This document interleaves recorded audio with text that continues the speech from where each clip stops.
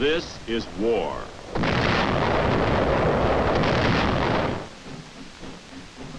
War and its masses. War and its men.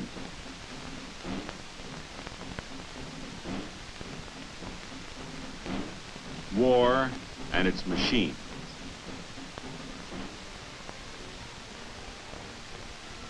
Together they form the big picture.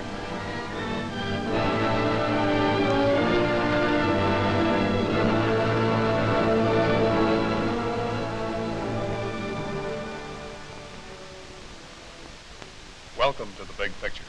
I'm Captain Carl Zimmerman. The Big Picture is a report to you from your Army, an Army committed by you, the people of the United States, to stop communist aggression wherever it may strike. The Big Picture traces the course of events in the Korean campaign, through first-hand reports of our combat veterans, and through film taken by combat cameramen of the Army Signal Corps. These are the men who daily record on film the big picture as it happens, where it happens. Today, the big picture brings into focus the entrance of the Chinese Reds into the Korean War. You'll see our soldiers battling winter cold as well as communists. You'll see how we save thousands of lives by the quick evacuation of our wounded by helicopter. And you'll see a display of weapons, the finest weapons in the world, the weapons of your United States Army. And you'll hear from Corporal Bill Carpenter and Major Joseph Donahue, who saw action with the Army Infantry in Korea. And now, let's go back to October 1950.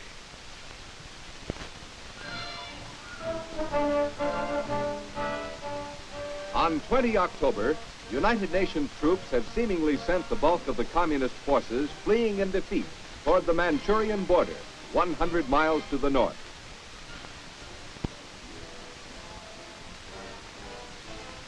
From west to east, U.S., British, and South Korean troops are pursuing the disintegrating communist forces. By 27 October, South Korean troops have reached the Manchurian border on the Yellow River near Chosan, and other UN forces have advanced against virtually no opposition.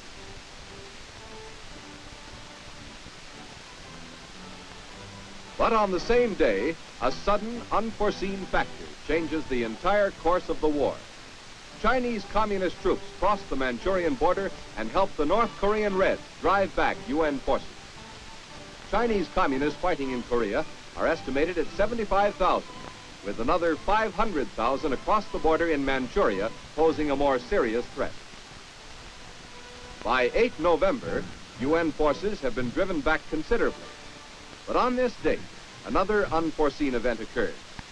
Chinese and North Korean communist troops suddenly break off contact with United Nations forces and fight only rear guard delaying actions as once again UN troops drive toward the Manchurian border.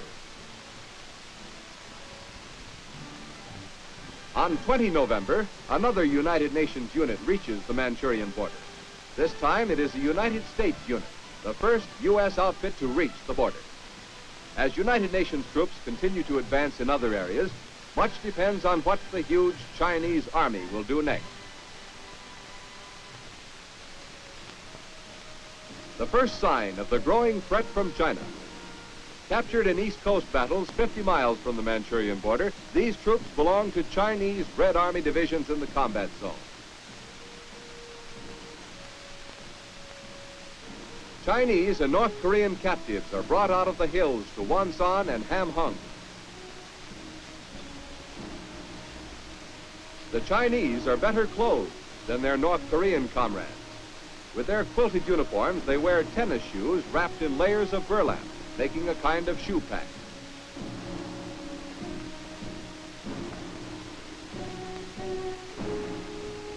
In contrast with the Chinese, the North Koreans are in rags at this stage of the war.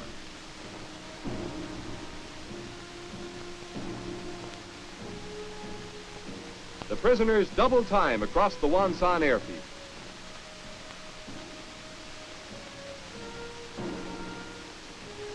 They are being marched to landing craft, which will take them to Busan. Since the beginning of the war, the North Koreans have suffered 460,000 casualties, including the dead, wounded, and captured. 130,000 Red prisoners have been taken at this time. 2 women are in this group. Prisoners of the UN are treated in strict compliance with international law.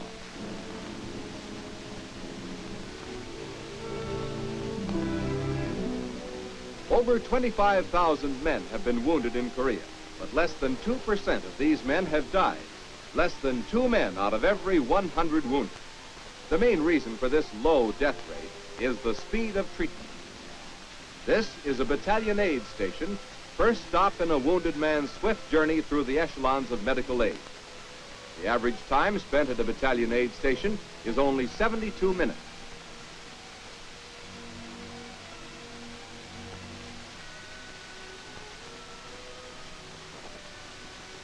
Many types of transportation are used in evacuation to the next echelon, the regimental collecting station. Specially equipped jeeps are used in rough terrain near the front. But if the roads are serviceable, ambulances may be used.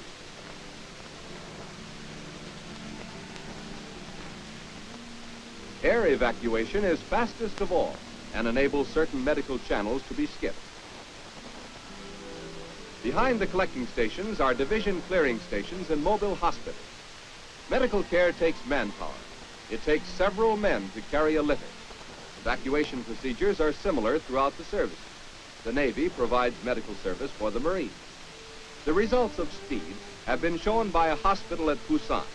Out of 18,000 wounded brought in during the first 3 months of the war, only 40 men died. Field expedient. Wooden stands instead of tables speed the movement of litters and allow the aid men to work at hand level without bending over.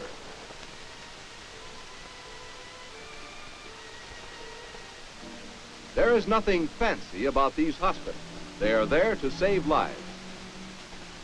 The death rate of wounded in World War I was 8%. World War II, it was 4.5%. Korea's approximate 2% death rate is a milestone in military medicine. Many casualties are evacuated by air to Japan. In a parachute drop, such as the 4,000-man jump north of Pyongyang in October, the parachutists' own medics jump with them. They carry enough medical supplies to last until contact is made with friendly forces. But even before contact is made, the injured may be evacuated from the drop zone by air. Helicopters with specially constructed containers carry the wounded out. Many a man who could not have survived a jeep or ambulance ride over the rough roads of Korea owes his life to these evacuation planes.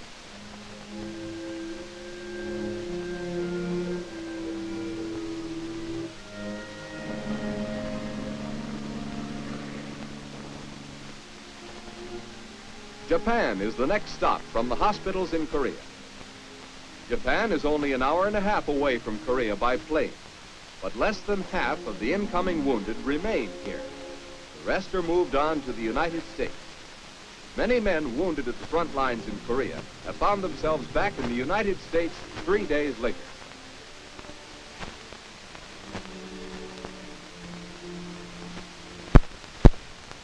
Our Army helicopters are saving thousands of lives in Korea. Corporal William Carpenter of the Army 7th Division is with us to tell us a little about them. Bill, you saw a good deal of the helicopters, didn't you? Yes, I did. First time I seen a helicopter evacuation was up in North Korea when my buddy got hit. Well, it so happens I helped bring another wounded person down off the hill to the aid station, and while I was down at the aid station, I met my buddy. The helicopter had come in, and they were getting ready to put my buddy on the helicopter. But when they put him on, he asked the pilot whether or not he was going to get air in there. And the pilot told him that he was going to have fresh air and heat. Did they jog him around, didn't No, sir, it didn't. they? Good smooth ride back to medical aid, huh? Yes, sir. Well, now, you were with the 7th Division, Bill, and the drive north, that went pretty rapidly. And then about the middle of November, something happened. What was that? Well, sir, that was the whole changes of the war. the Chinese had jumped in, and at that time we were in reserve. We didn't know much about it, but about a week later, we had our first encounter with them. At that time, we found out that the Chinese were better trained, they were smarter in their tactics, they had better firepower than the North Koreans. Better soldiers all around, huh? Yes, sir, they were. Well, you saw a lot of winter weather in Korea, Bill. How were you able to keep warm? Well, most of the time we were on the move, and we kept warm that way, but after we stopped, we tried building fires until it was dark. After dark, we'd climb in our sleeping bags, and that's the way we'd keep warm. Keep dressed in those sleeping bags, ready for any attack? Yes, sir, we kept the clothes on all the time. Uh-huh. Well, how about our weapons in this extreme cold weather, Bill? Well, our automatic weapons, they get froze up quite a bit during the winter time, so you have to keep working them most of the time at night time. But our M1 was always there when we needed it. You like that M1 pretty well, then? Yes, sir, I do. Mm-hmm. Well, if we must build weapons for war, Bill, let's build the best. And our Army ordnance, our American industry and labor are doing just that.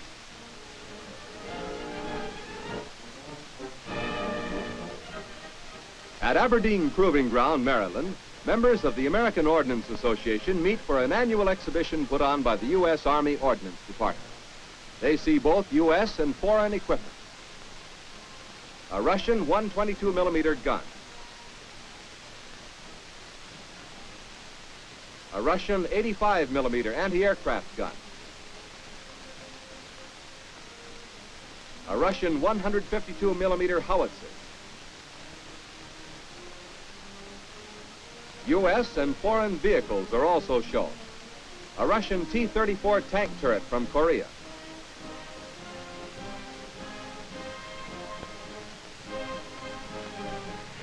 A U.S. M-26 tank, waterproofed and equipped with a snorkel breathing device for use in fording operations and landing.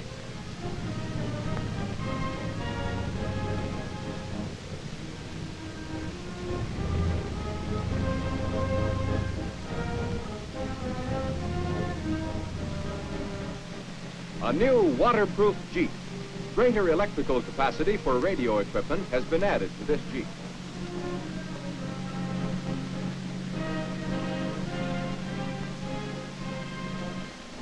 A new 6x6 2.5-ton truck is equipped with a snorkel breather and waterproofing.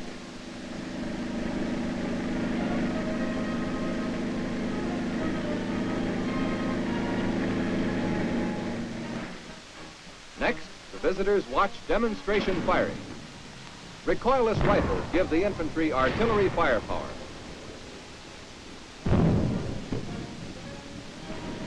Comparison firing, 50 caliber machine gun. An aircraft machine gun.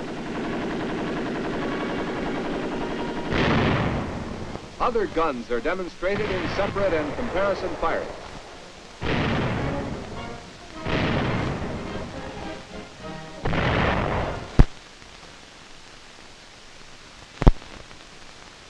Those are the weapons and machines of your United States Army. Now let's talk about the men who use those weapons and machines. The men of the infantry. And no one is better qualified to tell us than a man who served as a commander of a rifle company in Korea. We want you to meet Major Joseph Donahue. Well, Major, tell us about this rifleman. The American rifleman has been called by many names. A mudslinger, doughfoot, dogface. These names are not names of a derogatory nature. We of the infantry consider them names of honor. Well, now, it takes a good deal of know-how to be a rifleman, doesn't it? It certainly does.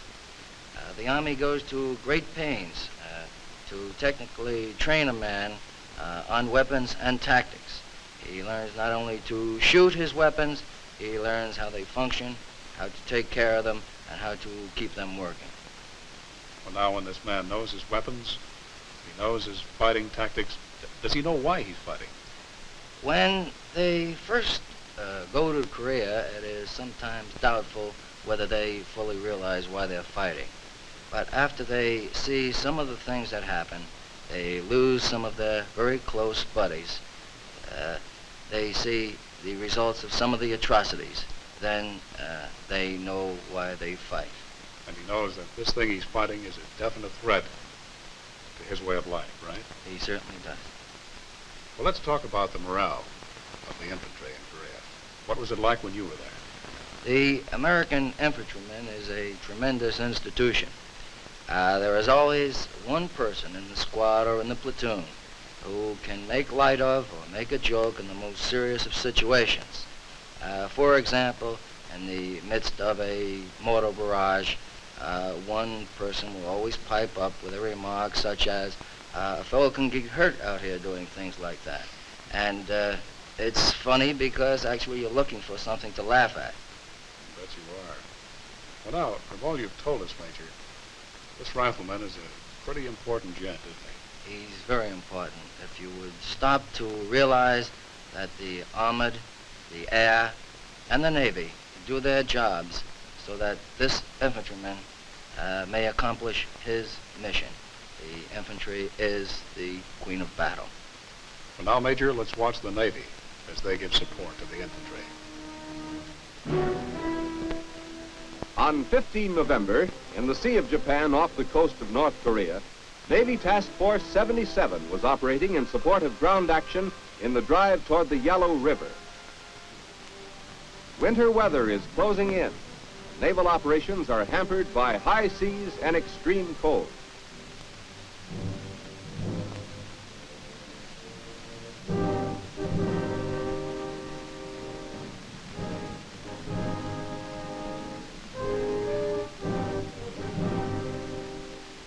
The aircraft carrier Philippine Sea receives ammunition, mail, and other supplies hauled across open water in a cargo net.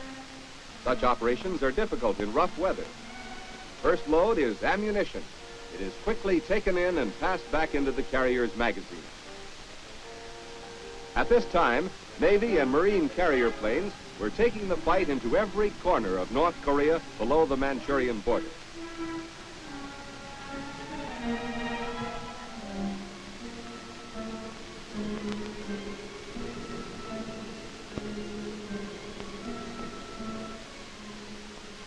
Carriers were also in operation on the west coast of Korea. On both coasts, the Navy's task of mine sweeping was continuing. During the resupply operations, the Philippine Sea is hit by a snowstorm. Despite the weather, a tanker comes alongside and refueling gets underway. As refueling and the transfer of supplies continue, the seas get higher and higher, and the storm becomes a veritable blizzard. This is not an unusually heavy storm. It is typical winter weather in the northern Sea of Japan.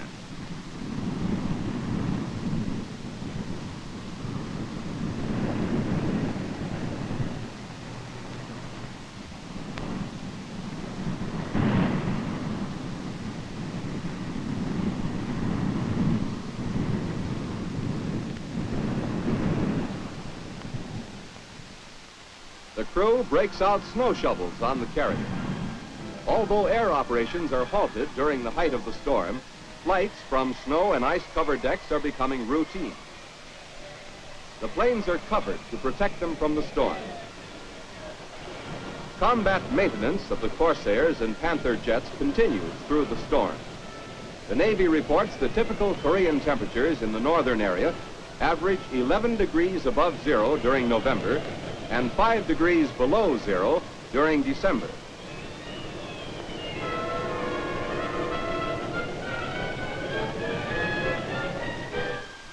A more familiar kind of winter combat starts on the carrier deck.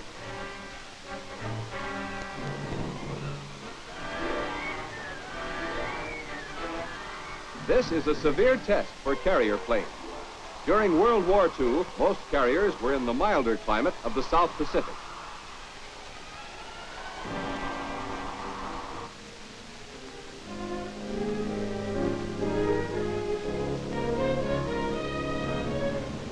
At Hagerstown, Maryland, the U.S. Air Force demonstrates its latest cargo plane.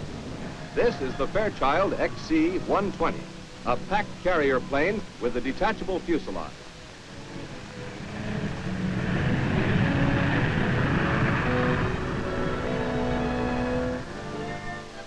Doors are designed like clamshells.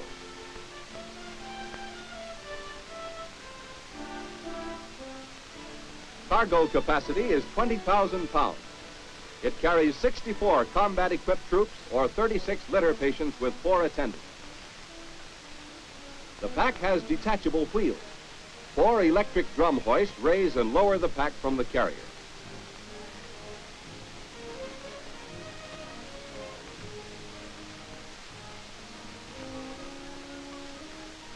A central control operates the release and locking mechanism, and the pack lowers to its own wheels. Then the hoist lines are detached. The 5-man crew of the carrier consists of pilot, co-pilot, radio operator, navigator, and engineer.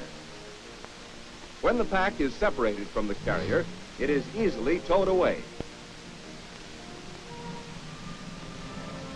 This pack can be used to house various types of shops, headquarters units, emergency hospitals, weather stations. It can also be converted into a tanker for carrying fuel.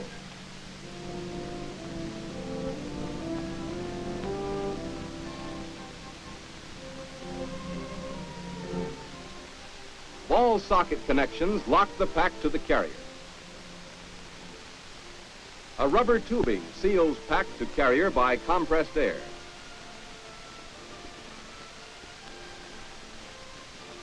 On the carrier, the 4 ball socket locks operate simultaneously. The carrier is powered by 2 Pratt & Whitney engines with reversible pitch propellers. Maximum speed is 250 miles per hour. The ceiling is 25,000 feet.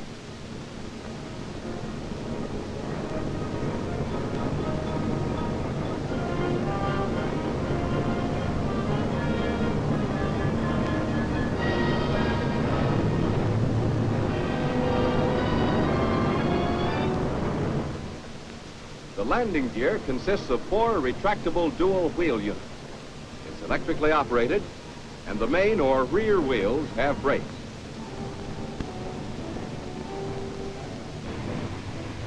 This airplane opens a new field for aviation. The cargo pack is to aircraft what the trailer is to highway trucks.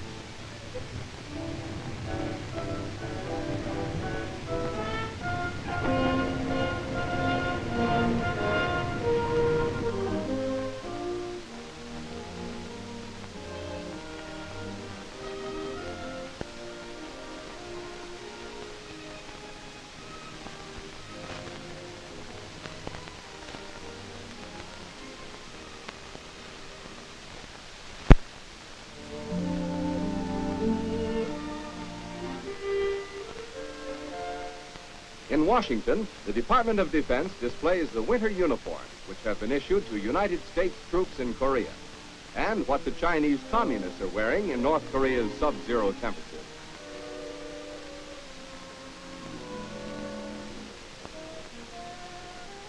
A captured quilted uniform is compared with the U.S. winter uniform.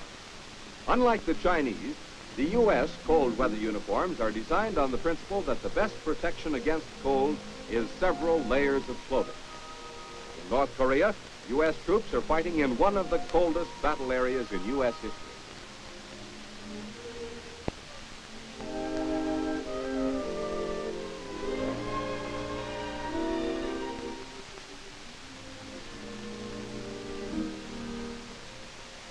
Army and Marine winter uniforms are compared.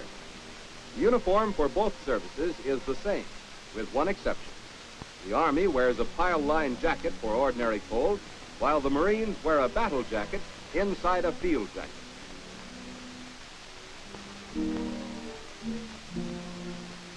Wet and dry cold weather equipment, which has been sent to U.S. troops in North Korea, is the end result of much practical experimentation, such as the exercise Sweetbriar cold weather maneuvers held in Alaska in February 1950. With icy winds blowing down from Manchuria, bringing snow and sleet storms, Our troops are fighting in almost Arctic conditions. Two types of cold weather boots have been designed. Rubber shoe packs for wet cold, belt line for dry cold. The importance of winter clothing in North Korea was emphasized when some units outdistanced their supply lines, went without full cold weather equipment for a few days. Basic and innermost layer of the U.S. cold weather uniform is long woolen underwear. Over these are worn two pairs of trousers, a flannel shirt, a high-necked sweater, a jacket, and in extreme cold, a pile-lined parka. There are two types of mittens. The regular mittens have a trigger finger.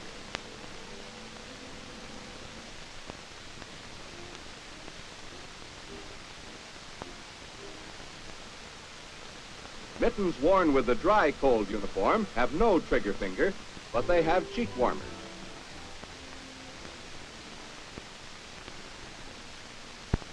Following the separate layer principle, 3 pairs of socks are worn, each pair being successively larger, with the boots large enough to take 3 pair comfortably.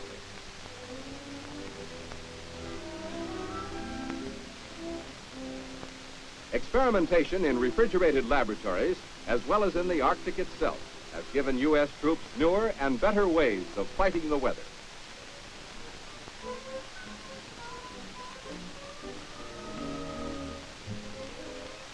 In this parka with fur-rimmed hood, the U.S. fighting man is equipped to endure the coldest weather.